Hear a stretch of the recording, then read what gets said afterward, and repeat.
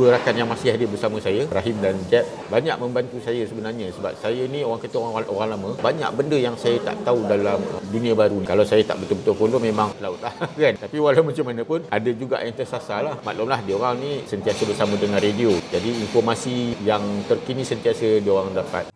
Itulah. Kalau korang perasan, selalu sangat Pak Ya dijadikan bahan jenaka oleh kumpulan sepatu. Ada juga yang kurang senang dengan lawak dibuat kumpulan itu dan menyifatkan ia tidak wajar memandangkan Pak Ya ni dah level pelawak senior. Tapi dalam hal ni, Pak Ya atau Ilya bagaimanapun berkata dia tidak berkecil hati dan menganggap ia hanya gurauan semata-mata. Alahai korang pun, nama pun komedi, mesti ada bahan-membahan kan?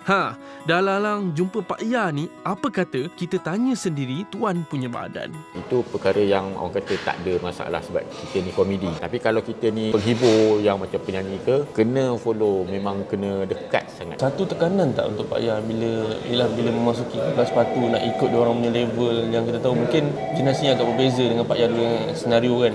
So bila masuk sekali contoh bekerja sekali dengan Jet, ada satu perasaan yang mungkin agak tekanan ataupun stres tak sebenarnya? Sikap individu tu berbeza-beza. Macam Jet, dia terlalu serius dengan kerja, terlalu committed. Nak tak nak kita kena ikut dia. Sebab itu saya rasa sepatu kekal sehingga hari ini dalam program sepatu reunion live. Kalau kita tak ada ikut, maknanya ialah kalau dia cakap macam tu, kita nak macam ni, susah nak bergabung. Jadi nak tak nak kita kena ikut satu suara saja. Bila dia terlalu tegas, kita kena terimalah. Sebab kalau kita nak macam cincang je lah. Sebab itulah banyak kerja kita boleh pergi jauh lah. Sebab kita apa yang baik kita ambil, apa yang tak elok tu kita simpan hati je. Kalau semua kita nak luahkan, kita nak lambatkan, mesti jadi tak aman kan? Semua orang nak rasa aku cakap betul. Memang kau cakap betul, tapi kalau betul pun simpan je lah.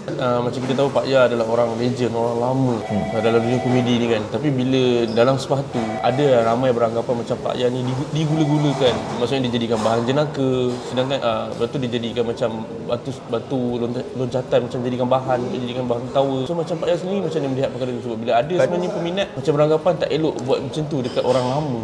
Tapi dalam dunia lawak ni mesti ada macam tu dalam kumpulan. Kalau tengok lawak dulu-dulu pun, zaman-zaman saya kecil-kecil dulu, Hasan Putumayum, kumpulan Asbar, Ismail Karipap, pasti ada yang dia dibahankan. Kalau tak, kita tak boleh nak buat cerita sebab takkan kita nak bahan penonton. Lagi tak bagus. Kita bahan kawan-kawan. Tetapi jangan sampai menyentuh orang lain. Maksudnya jangan bahankan dia dengan keluarga dia ke, kita jangan bahankan dia dengan kawan dia ke. Setakat kita dengan dia je. Kita saling membahan, itu pada saya tak ada masalah. Itu yang buat dia punya kelakar tu. Kena juga saya punya ayat, kalau tak kurang ajar tak kelakar.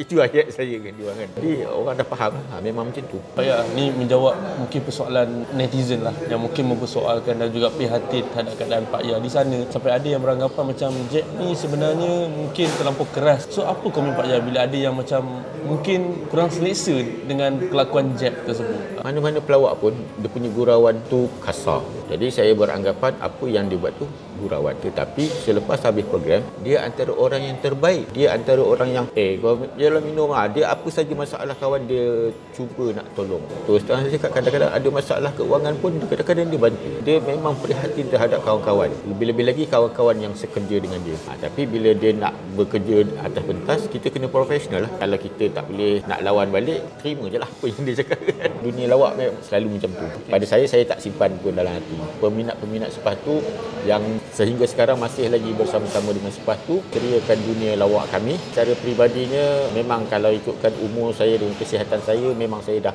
penat kan. Tapi demi mencari rezeki, saya teruskan juga kerjaya saya sebagai pelawak. Dan terima kasih juga kepada mereka yang mendoakan kesihatan saya, mendoakan keceriaan kumpulan sepatu. Mudah-mudahan sepatu masih bersama dengan anda sehingga ke akhir hayat.